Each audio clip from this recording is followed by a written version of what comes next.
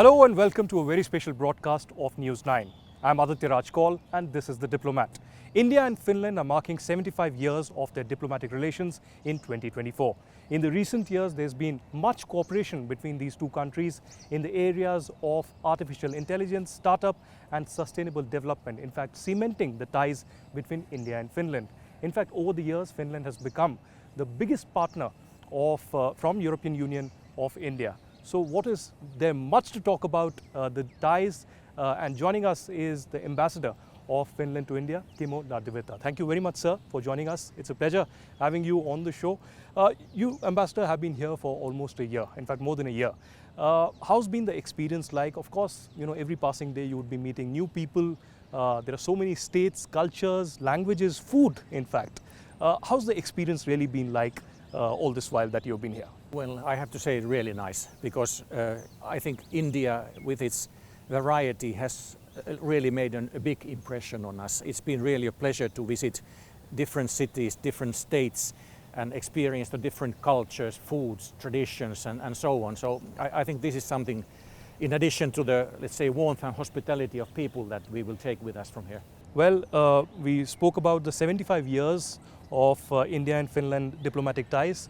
How would you, Ambassador, describe the bilateral ties at this particular stage?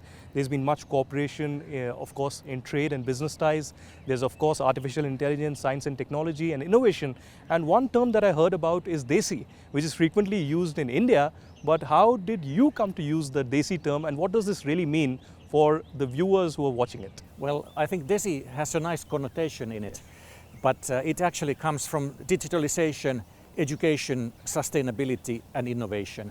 And I think those are the key areas where we feel that Finland has something to offer here in India. And starting from the, let's say, our ranking, world ranking in innovation, for example, ranked 7th according to the World Intellectual Property Organization among the world countries. And I believe this gives a very good foundation for mutually beneficial cooperation here in India. Right, and we are in your beautiful residence here in New Delhi, in the heart of the national capital. Why don't you tell us something about this beautiful architecture? And I'm told that this was built many, many decades ago. Yes, indeed. It actually was designed by a Finnish architect couple, Raili and Reima Pietilä, in early 1960s when they won the architect competition for this compound. But it took about 20 years for the Finnish government to build this. So the compound was built in early 1980s and taken into use in 1986. And this certainly is very good example of, let's say, Finnish architecture, but also combining Indian features. For example, the shape of Himalayas combined with the green lushness of jungles and also the forest in Finland. Well, beautiful. It's lush green campus. It's a beautiful day here in Delhi. Why don't you take the seat? Thank you. I have some more important questions on the relationship. Ambassador, how do you see the trade relations between India and Finland? Because there's a considerable deficit in Finland's favor, I would say, particularly in the areas of electronics, machinery and pharmaceuticals. Well, actually I have to say that the trade relationship is very good in the sense that we have some 100 Finnish companies actively present here in India and some 20 companies present in Finland. And in addition to the trade in goods, we have to take into account the trade in services. And combined these two together, both exports and imports of goods and services, the trade is something like 3 billion euros per year. And it's actually pretty well in balance. There is some surplus for Finland in goods, but there's also surplus for India in trade of services. And I think certainly there's potential for more. And one of the key areas where we see good potential is digitalization. With future ICT, mobile technologies, digital education and so on. And I think here the partnership really can be strategic where Finland's expertise is well matched to India's expanding digital infrastructure. And really Finland here is a trusted partner for India. And I think, for example, in pharmaceuticals, I also see good potential there. The presence of Finnish pharmaceutical companies is there, but it's fairly limited still, but diverse. But I know that they are manufacturing here generic drugs, for example, pharmaceutical chemicals and also medical fabrics. But I think this health sector should also be seen a bit more widely because Finland really is one of the pioneers of smart health, referring to use of digital tools in services towards prevention and diagnostic and treatment of diseases. And also I think health is an important sector for talent attraction, and quite a few Indian practitioners, medical practitioners and nurses have moved to Finland. Well, in the areas of new and emerging technologies, of course, MEA in New Delhi has a division of NEST, the new and emerging technologies. How is Finland and India trying to, collaborate in areas, for instance, in artificial intelligence, in renewable energy, and perhaps quantum computing? Well, first of all, really the growth of this Indian tech sector, about 9% per year, is impressive. And Finnish companies specializing, for example, in deep tech and clean tech and advanced artificial intelligence, 5G and 6G, urban smart solutions, for example, are getting interested in the Indian market. And of course, we are in touch with leading tech unicorns and system integrators here in India. Also, in addition to companies, leading research centers and universities in Finland, such as VTT Technical Research Center and Aalto University, are at the forefront of artificial intelligence research, including, for example, computer vision and machine learning. And we have joint research projects to develop solutions for various sectors. And for example, our business promotion organization, Business Finland, is organizing programs like Inspire Next event in Finland, which is focusing on generative artificial intelligence. Also, we have a very robust startup scene which is drawing interest globally to the know-how that they have. And we see very good prospects here in pairing them with Indian companies. Well, the basis of every relationship between two countries is often people-to-people contact. And there's a huge Indian diaspora that is, of course, in Finland as well. I believe in the IT, in the pharmaceutical and other sectors. How do you, in fact, envision cultural and educational cooperation between these two countries, and for mutual understanding and people-to-people contact, what is being done to further make it better? Well, first of all, maybe I should start with the fact that we have a direct flight connection between Helsinki and Delhi. Daily flights by our national carrier Finnair. I think that helps a great deal to establish closer contacts between nations and promotes tourism in both directions, of course. But really, education is one of the key sectors of the work at the embassy. We also have an education sector expert here. And there are high-level dialogues for academic exchanges between our countries, joint research projects, faculty exchanges, and also increased student mobility, for example. And there is, for example, also an MOU, Memorandum of Understanding, between a consortium of 10 Finnish universities and 23 Indian institutes of technology for the period of 2020 to 25. And so I think there is a very good, let's say, basis for cooperation, and which I think still needs to be further developed in practice. Ambassador, how do you see the global role of India in global leadership, especially concerning multilateral forums and global governance when it comes to issues like human rights and climate change? Because these are issues that concern one and all.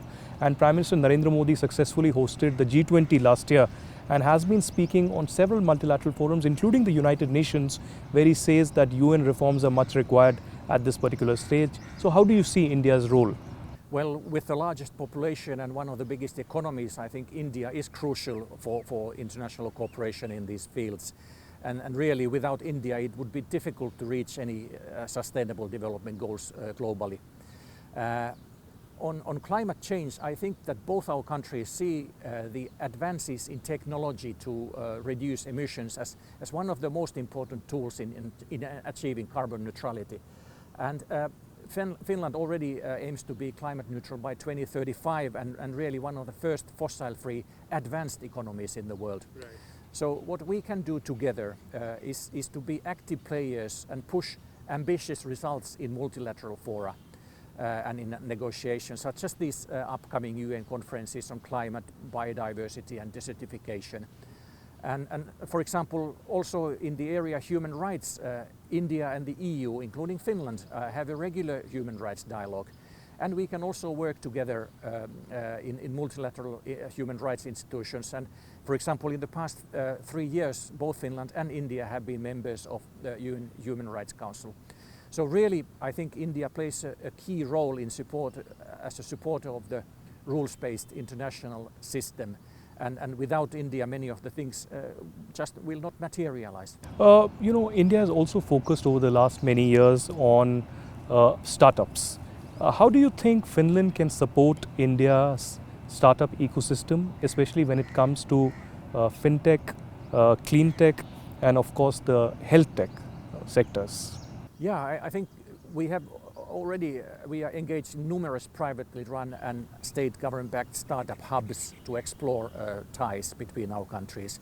And Business Finland here is fostering partnerships between Finnish and Indian startups. Our team really has been facilitating interactions with also leading Finnish regional promotion agencies such as Business Tampere, Business Turku, Helsinki and Partners, Enter Espoo and Business Oulu. And really the aim is to facilitate the participation of Indian startups in leading events and initiatives happening in Finland, and also to have Finnish startups plugged in the corporate and state government innovation programs here in India. So I think we have very good let's say background again in base. But now we just need to work on the practice and encourage more companies to join these schemes. Well, Ambassador, you briefly touched upon the SDGs. And there's been growing cooperation between India and Finland at the stage of the United Nations as well. How do you see Finland and India working together to achieve these sustainable development goals, especially in areas like education, healthcare and environment sustainability? Again, these are areas that affect one and all, and there needs to be a global cohesive mechanism in place that perhaps is being done at the United Nations, but how are Finland and India trying to achieve this together? Well, yeah, I think this is another area where we are working closely together, and education really, we have partnered with Indian institutions, for example, to share expertise and best practices, for example, in early childhood education and teacher training programs and emphasizing innovative teaching methods. And also, for example, play-based learning. And in healthcare, I see significant opportunities for joint collaboration and also to develop, for example, smart health solutions. And then environmental sustainability is another key focus area for us. And we are already collaborating, for example, with waste management system, and especially I would like to say in sustainable water solutions, in both at awareness raising level, but also at practical level. So I think these are meaningful ways really to impact the SDGs, for example, in practice. When it comes to India and European Union relations, how can we enhance this cooperation, especially when it comes to trade, when it comes to investment, when it comes to strategic issues that the world is facing? It could be the conflicts, it could be trade issues, climate change, etc. But on strategic parameters, how do you see India and EU coming together? Well, I think India and EU really share values of democracy and rule of law and human rights, and are equally convinced of the necessity to preserve the rules-based international order, also multilateralism. And we share also a strategic partnership that covers basically all areas from foreign policy to trade and climate, environment, science and research and so on. And we actually have some 50 dialogues between the EU and India in different areas. And we certainly do have common interest also for example, in each other's security, prosperity and sustainable development. And I think EU really has a lot to offer in India, also in areas of security and defense. But I think trade, of course, is the most visible area, and EU and India are currently engaged in trade negotiations for free trade agreement, where the latest round of negotiations took place here in Delhi a couple of weeks ago.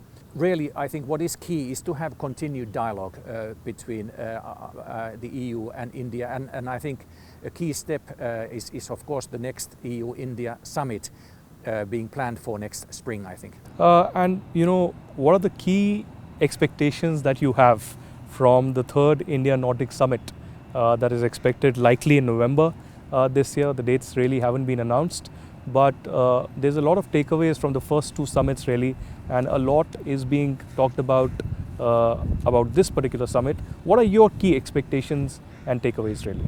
Well, I think first of all it looks now that the India-Nordic Summit will not take place yet this year, okay. but I think perhaps early part of next year, okay. we will see.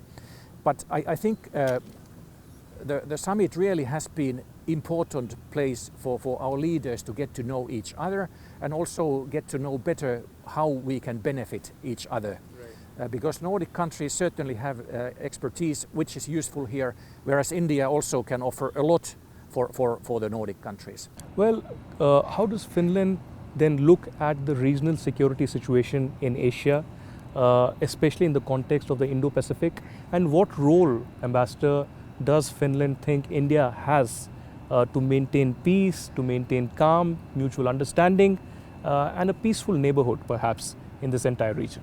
Well, I think the Indo-Pacific region is certainly gaining importance globally, and what's happening here affects everybody in the world because of the trade routes and other reasons. And I think India certainly can play a very important role both in the regional organizations but also more widely in global organizations. And I look forward to India taking a more prominent role in the future even. And in the context of, if I may ask, the current wars that are underway, there's a deeply divided world. Everyone has a very strong position, and India has also taken a position. And Prime Minister Modi went to Russia and Ukraine and said that we also have a position, and we will not join one axis against the other, but we have a position of peace. But it also condemned the Russian aggression continuously, the humanitarian crisis, and of course bombing of schools, etc., and hospitals. How do you see India's role as a peacemaker perhaps in the context of this new international order? India certainly can have an influence in the world, and I think it's very important that also India condemns this brutal aggression against international law and order that Russia has committed by attacking its neighbor Ukraine. So this is the clear starting point. We all are for peace, but also it's very important that Russia's aggression is not awarded in any way.